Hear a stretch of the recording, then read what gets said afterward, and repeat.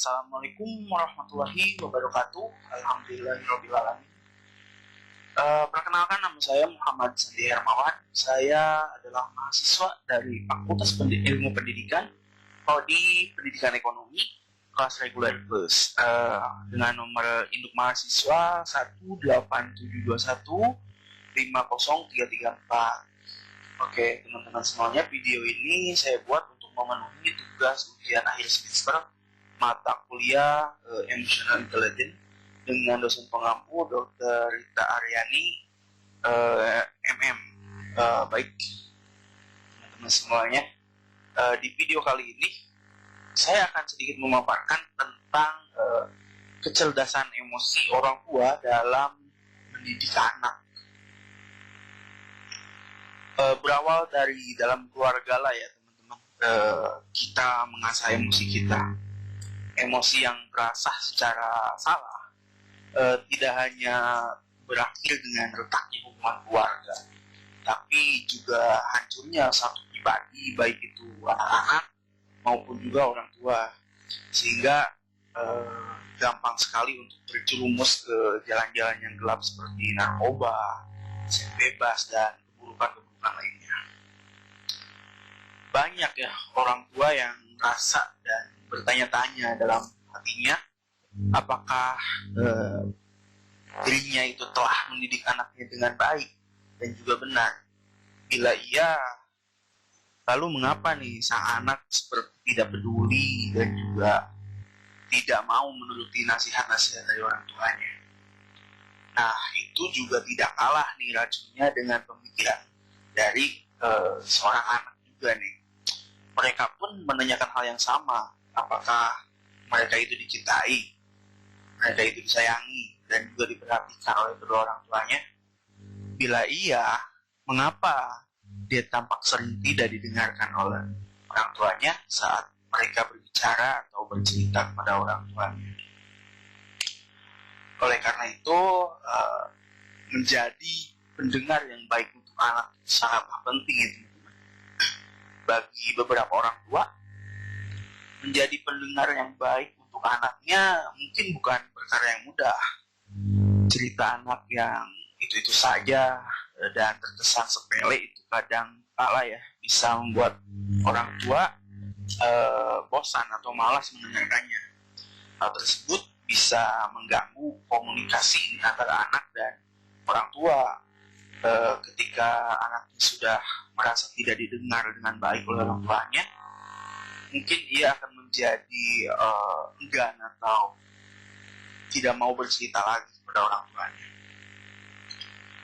Nah, di sini agar hubungan ya orang tua dengan si kecil ini dengan anak ini semakin erat dan akrab, kita perlu melatih diri juga untuk mendengar yang baik. Nah, berikut akan saya paparkan beberapa tips menjadi pendengar yang baik untuk anak. Yang pertama di sini adalah menghentikan aktivitas ya atau fokus memperhatikan anak bercerita. Nah, ketika si anak mulai bercerita, sebisa mungkin hentikan aktivitas yang sedang orang tua atau kita lakukan ya. Jika memungkinkan, apabila kita sedang bermain ponsel, laptop atau gadget lainnya, jauhkan hal itu agar perhatian kita tidak teralihkan dan tetap fokus mendengarkan perkataan si anak.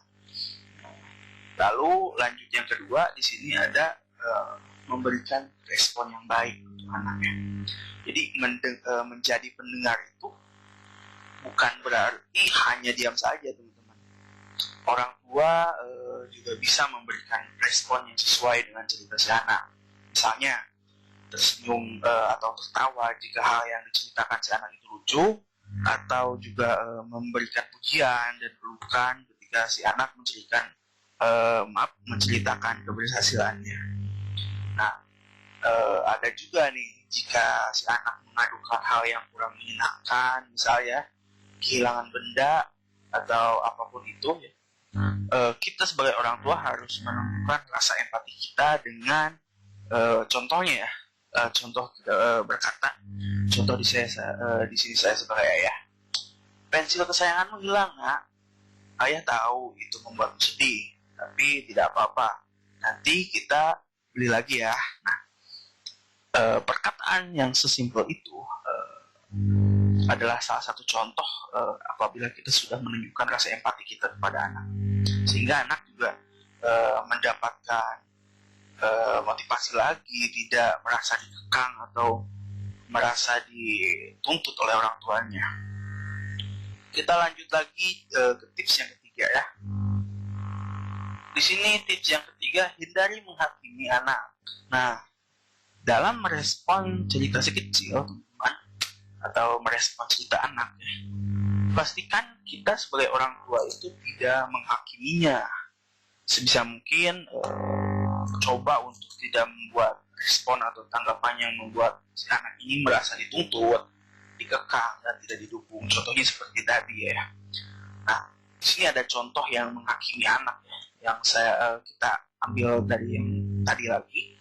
Contohnya mungkin misalkan saya berkata seperti ini, pensilmu hilang karena kesalahanmu, harusnya kamu bisa menjaganya dengan baik. Nah, kata-kata ini yang mungkin akan membuat si anak ini merasa dituntut oleh orang tuanya, tidak didukung oleh orang tuanya, sehingga mereka juga tidak berani untuk bercerita lagi.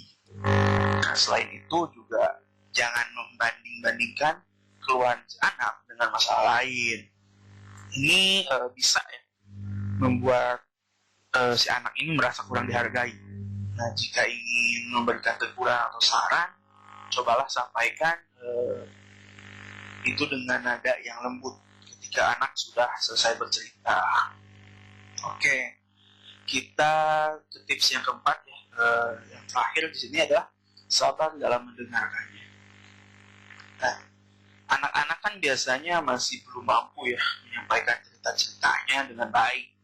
Kadang-kala juga dia menggunakan kalimat-kalimat yang sulit dimengerti atau mengulang-ulang cerita juga gitu. Namun agar si anak juga mampu berbicara dan berani berbicara ke depannya, sehingga si anak mau berbicara dan mendengarkan orang tuanya, ya kita sebagai orang tua harus bersabar dalam mendengarkan cerita si anak. Nah, teman-teman, itulah ya tadi cara menjadi pendengar yang baik untuk anak. Sebetulnya hal yang tidak terlalu sulit dilakukannya, tapi bila kita memang membutuhkan konsentrasi, kesabaran, dan perhatian yang ekstra. Nah, sebenarnya dengan tips-tips yang saya paparkan tadi, secara tidak langsung sebagai orang tua juga kita mengajari si anak ini untuk bisa menjadi pendengar yang baik untuk orang lain ya. Ini pasti bakal tentunya ya akan bermanfaat dalam melatih kemampuan sosial dan komunikasi dengan orang lain. Nah, teman-teman semuanya, di sini tadi kita memaparkan beberapa ya tips dalam mendengarkan anak. Selain menjadi pendengar, juga bagaimana sih mengasah kecerdasan emosi dalam mengasuh anak itu. Kita ambil salah satu contoh ya, simple di sini adalah dengan memperkenalkan pada anak itu berbagai macam perasaan. Nah, setelah kita mengenal dan melakukan latihan pada yang saya paparkan tadi, tips-tipsnya ya, kita juga perlu untuk melatih anak dengan mengenal bermacam perasaan. Kenapa? Jika kita sebagai orang tua tahu macam-macam perasaan, tetapi anak Anda atau anak kita tidak mengerti perasaan yang kita pahami, kemungkinan komunikasi akan menjadi tidak harmonis. Sebagai contoh yang sederhana ya, bila kita, misalkan saya mengatakan bahwa ayah merasa jengkel, nah sementara anak ini tidak mengerti apa itu jengkel, nah tentu saja akan membuat si anak kesulitan untuk memutuskan bagi dirinya akan diapakan nih perasaan jengkel ini yang sedang melanda si ayah gitu ya. Nah, caranya adalah di dalam waktu-waktu senggang ya, atau pada saat suasana sedang baik, sebutkanlah berbagai macam perasaan dengan salah tes atau apalah gitu ya. Apakah si anak ini mempunyai pengertian yang sama dengan apa yang dimaksud sebagai perasaan tersebut. Sebagai contoh caranya, kita dapat membantu anak dengan cara mengekspresikan dengan wajah ataupun dengan sikap Anda ya. Bila Anda menemui kesulitan ya, terpaksa secara kreatif harus menemukan cara agar anak mendapat suatu gambaran yang jelas. Di sini akan saya berikan satu contoh. Misal rasa jijik ya. Bila mimik muka Anda atau mimik muka kita untuk menunjukkan rasa jijik ternyata tidak juga dapat dimengerti ini oleh anak kita bisa membawanya ke sudut rumah, contoh ya, yang memiliki tempat sampah yang banyak atau basah, memperlihatkan sampah basah yang telah bau itu kepada anak. Kita dapat berkata, kita kan tidak mau mengorek-ngorek sampah yang bau ini ya, jijik deh, dengan mimik muka yang memang menandakan perasaan jijik kita. Seperti itu teman-teman semuanya. Oke, baik teman-teman semuanya, sebagai penutup ya, kesimpulannya mungkin gini, bila anak merasa aman berada di dalam keluarga yang mencintainya, walaupun ada begitu banyak kesalahan metode pendidikan orang tua, karena pada dasarnya memang tidak ada orang tua yang sempurna. Namun percayalah, kecerdasan emosi anak yang merasa dicintai akan jauh lebih baik daripada kecerdasan emosi anak yang selalu merasa ditolak. Kita boleh menjadi orang tua, tetapi itu bukanlah alasan kita sungguh merasa menjadi terlalu tua untuk bermain dengan anak Anda. Lebih baik kita jadwalkan bersama anak-anaknya Anda kapan waktunya bermain. Oke, teman-teman semuanya, mungkin itu saja yang dapat saya paparkan. Kurang lebihnya mohon maaf. Saya Muhammad Sandi Hermawan. Saya ucapkan terima kasih. Assalamualaikum warahmatullahi wabarakatuh.